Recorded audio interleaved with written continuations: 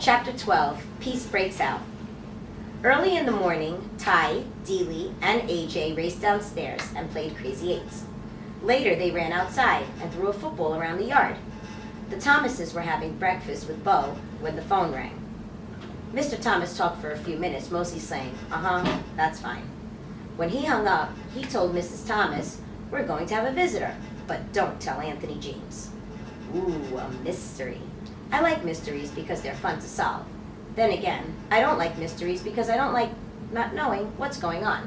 So I waited and waited. A few hours later, the doorbell rang. The visitor turned out to be Garth Tugwell and his father. "I really appreciate this," Mr. Tugwell told the Thomases. It was Mrs. Brisbane's idea. Since Garth can't have Humphrey at our house right now, she suggested that he could help AJ take care of him over here. Sounds like Mrs. Brisbane, as if I'm trouble to take care of. But Garth had been crying because he couldn't have me. So maybe she was trying to be nice. After Mr. Tugwell left, Mr. Thomas called AJ in. AJ ran into the room and practically backed out again when he saw Garth. "We have a guest," said Mr. Thomas. "Shake hands, Anthony. Garth is here to help you take care of Humphrey." AJ and Garth reluctantly shook hands. "How come?" asked AJ. Garth shrugged his shoulders. Mrs. Brisbane said too. "Well, come on. We'll clean his cage and get it over with," AJ said. The boys didn't talk much while they cleaned the cage, but they started giggling when they cleaned up my potty corner. I don't know why that makes everybody giggle. After they stopped giggling, they started talking and kidding around. They decided to let me out of the cage, so they took a set of old blocks from Dealey's room and built me a huge maze. Ooh, I love mazes. When we were all tired of that game, AJ offered to teach Garth to play Crazy Eights, and then Ty and Dealey joined them in a game of Go Fish. Nobody mentioned the TV. Nobody shot any rubber bands. Later in the afternoon, the kids were all outside playing football. I was fast asleep until Mrs. Thomas came into the den with a broom and started sweeping. A minute later, Mr. Thomas entered. "What are you doing, hon?" "What does it look like? I'm sweeping. You know, all the snacking we do in here makes a real mess on the floor," she said. "Bo's asleep?" her husband asked. "Uh-huh." Mr. Thomas walked over to his wife and took the broom away from her. "Then you sit down and rest a spell, hon. I'll sweep. Go on, don't argue." Mrs. Thomas smiled and thanked him and sat down on the couch. Mr. Thomas swept all around the outside of the room, even behind the TV. Uh-oh. When he got there, he stopped sweeping and leaned down. "Well, I'll be," he muttered. "What's wrong?" asked Mrs. Thomas. "The TV is unplugged," he said. "It's unplugged!" He came out from behind the TV, plug in hand, and a very puzzled look on his face. "But it couldn't have just come unplugged while we were sitting there watching. I mean, a plug doesn't just fall out," he said. "Plug it in, see if it works," his wife told him. Well, you guessed it. The TV came on as bright and loud as ever. "I don't get it," Mr. Thomas muttered. "But at least we don't have to pay to get it fixed." Mrs. Thomas stared at the screen for a few seconds, then glanced out the window at the kids playing happily outside. "Charlie, what do you say we keep it unplugged for a couple of more days?" she asked. "We just won't tell the kids." Mr. Thomas grinned. Then he bent down and unplugged the TV. "Couldn't hurt," he said. He put down the broom and sat on the couch near his wife, and the two of them just sat there in the den giggling. Well, like, "Stop giggling, Gail." Suddenly, Mr. Thomas looked over at me.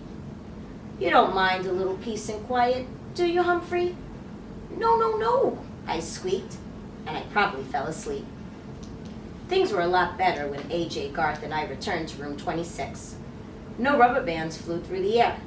Garth didn't trip anybody or make fun of anybody. That meant Gail didn't get in trouble for giggling. Heidi didn't get in trouble for speaking out without raising her hand because she wasn't trying to tell Mrs. Brisbane what Garth had done. But the best change was Saya, who did raise her hand every single day. One day, she raised her hand to volunteer to stay in during recess to clean the chalkboard. Miranda raised her hand too.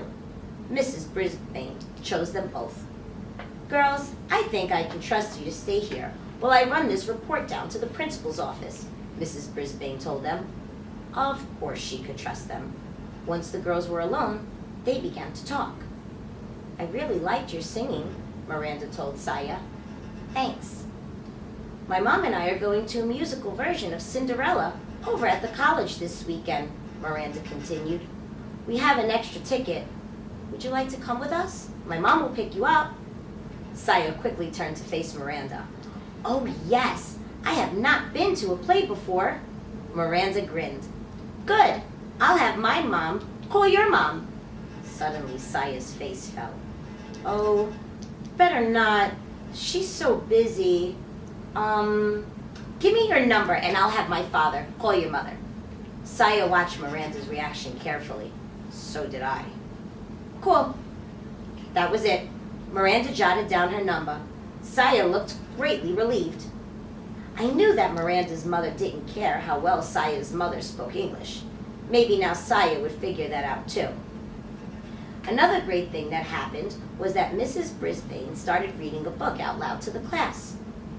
Sometimes I doze right through these sessions, but this time she picked out a really good book. When she announced that it was about a mouse, Gail giggled. What did she say? Art whispered to Richie. Pay attention, Art, Mrs. Brisbane said. It's about a mouse. Several of the boys groaned. Baby stuff, one of them muttered. We'll see, Mrs. Brisbane told them.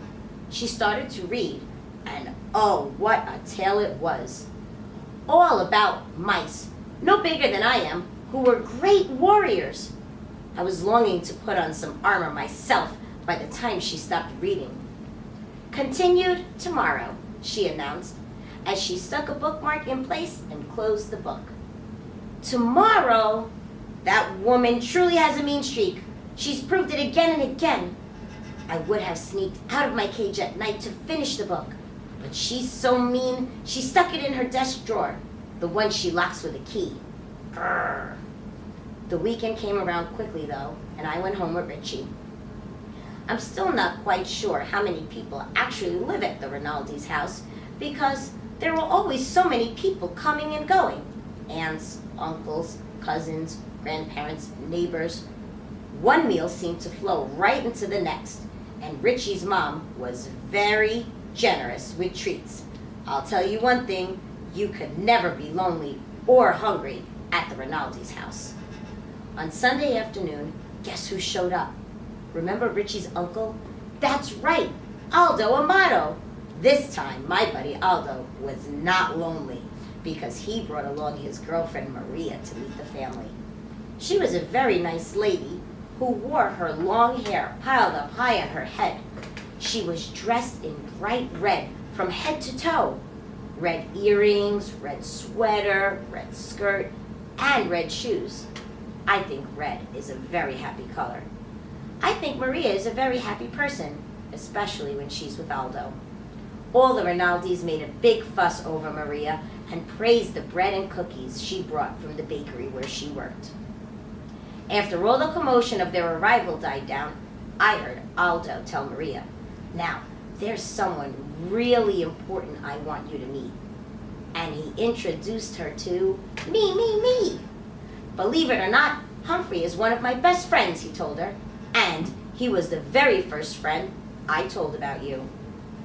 Then I am honored to meet you, Humphrey, Maria said, smiling down at me. The pleasure is all mine, I squeaked. See? He likes you, said Aldo. And indeed, I did. The world seemed like a pretty nice place for a handsome young hamster like me, I can tell you. I was sitting on top of the world when I returned to room 26 on Monday. But I just about toppled off when Mrs. Brisbane made an alarming announcement. Class, as you know, this will be a short week due to Thanksgiving, she said. And that means Humphrey will need a home for 4 days instead of 2. Now, who wants to volunteer? You won't believe what I'm going to say. Not one hand went up. I actually fell off my wheel. Mrs. Brisbane was surprised too. No one? She asked. Heidi, didn't you want to take Humphrey home? Oh, yes, but we're going to my grandma's house for Thanksgiving, she explained. Art, didn't you ask for Humphrey last week? Mrs. Brisbane asked. Yes, but we're having all my relatives for Thanksgiving, and Mom says it wouldn't be a good time, Art explained. And so it went. Every single classmate had big plans for Thanksgiving. Plans that didn't include having an extra hamster around. I was worried. I didn't want to spend 4 days alone in room 26. I worried all day Monday. I worried all day Tuesday. I worried even more all day Wednesday. At the end of the day, Principal Morales stopped by to give Mrs. Brisbane an envelope. I think it was her paycheck, because she was especially glad to see him. I have a huge favor to ask, she said. Sure, Sue, what is it? Asked Principal Morales. He wore a tie with little turkeys all over it. Could you possibly take Humphrey for the weekend? I had my paws crossed that he'd say yes, but Principal Morales didn't even smile. Oh, Sue, I'd love to, but we're going out of town for the holiday, he told her. Another time I'd love to. Another time wouldn't matter. I needed a place to go now. After the principal left, Mrs. Brisbane sighed and began gathering up her papers.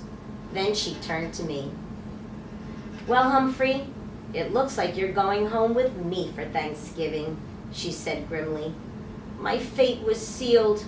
I was going to the home of the woman who had once vowed to get rid of me for 4 whole days.